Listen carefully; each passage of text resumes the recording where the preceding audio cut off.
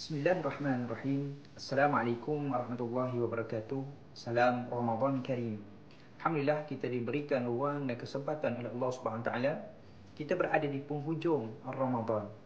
Dan alhamdulillah, saya pada kesempatan kali ini ingin berkongsi tentang beberapa intisari penting tentang surah Al-Qad. Mana firman Allah Subhanahu wa taala, a'udzubillahi minasyaitonir rajim, bismillahirrahmanirrahim, inna anzalnahu fi lailatul qadr wa ma adraka ma lailatul qadr lailatul qadri khairum min alf syahr tanazzalul malaikatu war ruhu fiha biizni rabbihim min kulli amr salamun hiya hatta matla'il fajr. Dalam surah Al-Qadr ini, asbabun nuzul kepada surah ini di mana pada satu ketika Nabi SAW menceritakan kepada para sahabatnya tentang bagaimana kehebatan seorang lelaki di kalangan Bani Israel, di mana lelaki ini telah beribadah selama 1000 bulan. Maka menyebabkan para sahabat merasa takjub dengan kehebatan ibadah Bani Israel tersebut. Maka timbul kecemburuan di kalangan para sahabat kerana umat Nabi Muhammad tidak dikurniakan umur yang panjang sebagaimana umat-umat terdahulu.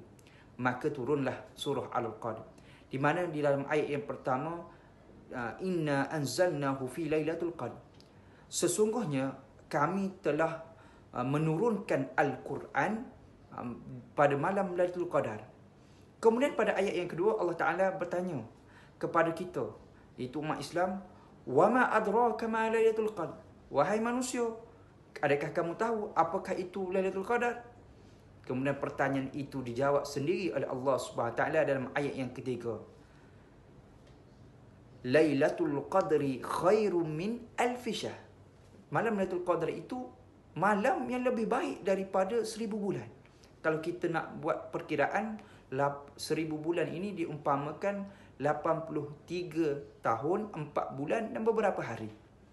Maka Allah Ta'ala mengurniakan satu kelebihan khusus kepada umat Nabi Muhammad, di mana sekiranya mereka meraih malam Lailatul Qadar, maka seumpama dia telah beribadah selama 83 tahun, dapat menyamai ibadah sebagaimana yang disebut dalam cerita Nabi, iaitu seorang Bani Israel yang beribadah selama 83 tahun tanpa henti.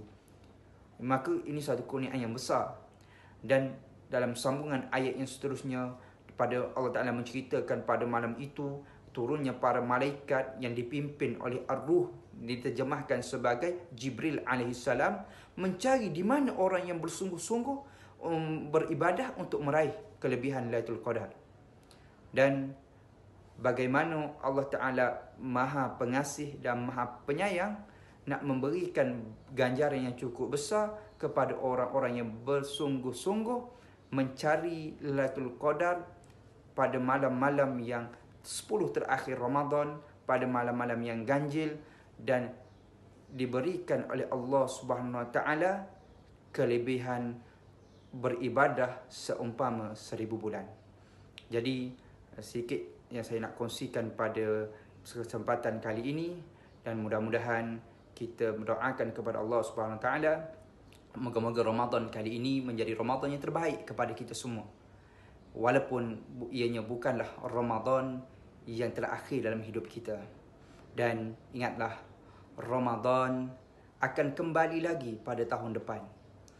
Tetapi belum tentu kita masih ada lagi tahun depan untuk bersama-sama meraih pahala dan mencari amal ibadah sebanyak mungkin, memperbaiki diri kita untuk meraih gelaran la'allakum tattaqun, hamba-hamba Allah yang bertakwa kepada Allah SWT.